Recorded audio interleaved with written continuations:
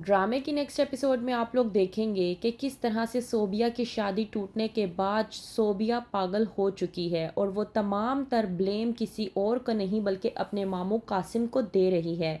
वही मामू जिसने उसकी शादी के लिए क्या कुछ नहीं किया, और आज वही आकर अपने मामू कासिम को इस तरह से ब्लेम कर रही है।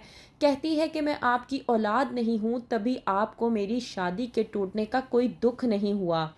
जब टूटती है सोबिया की शादी तो वो इस हद तक टूट जाती है कि वो किसी से बात तक करने की कोशिश नहीं करती, लेकिन आता है कादिर और सोबिया को समझाने की कोशिश करता है।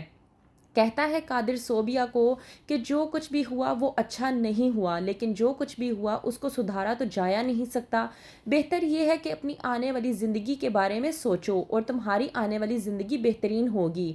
इसी बात पर कादिर अपनी फूफो को भी हौसला देते हुए कहता है कि फूफो आप भी हौसला करें, इंशाल्लाह सब कुछ ठीक हो जाएगा। वहीं पर दूसरी तरफ खुरम जो कि हारिस को लेकर इस कदर परेशान हुई है कि वो फ़ोन करके हारिस को कहती है कि तुम आखिरकार कब तक अपना रवैया मेरे साथ यूं ही रखोगे। इस बात पर हारिस खुरम से कहता है जब तक तुम अपनी जॉब को कंटिन्यू रखोगी मेरा रवैया तुम्हारे साथ इसी तरह से ही रहेगा, तो बेहतर ये है कि तुम जितना जल्दी हो सके उतना जल्दी फैसला कर लो।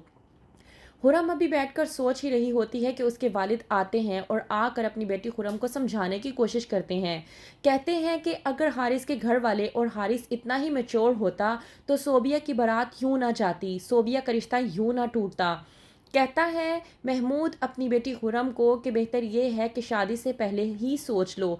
शादी का नाम ये नहीं है कि तुम एक सरफिरे इंसान को सुधारो। शादी एक कंप्रोमाइज़ का नाम नहीं होती और ना ही इस बात का नाम होती है कि तुम एक बिगड़े हुए इंसान जो कि एक जानवरों का रवैया इख्तियार रखता हो उसको तुम सुधारने का इख्तियार रखो।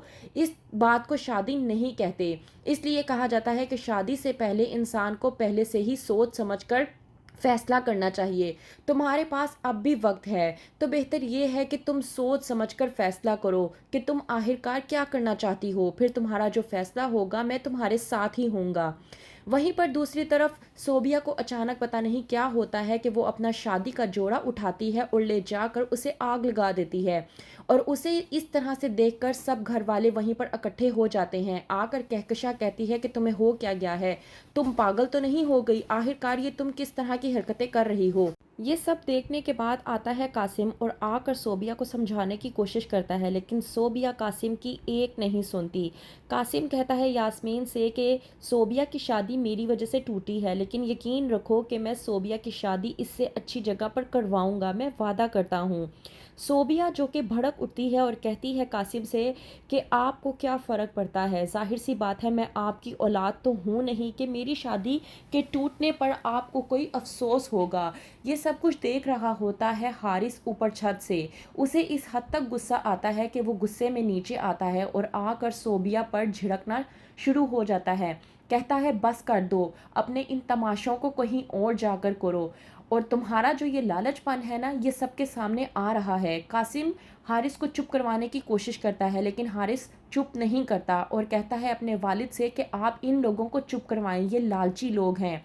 कहता है हारिस सोबिया से कि मेरे बाप ने आज तक इतनी मेहनत करके जो कुछ भी कमाया है वो तुम्हारे लिए कमाया नहीं है कि सब कुछ तुम पर लौटा दे, और वैसे भी तुम जैसे लालची लोगों का हम लोगों ने ठेका नहीं उठा रखा।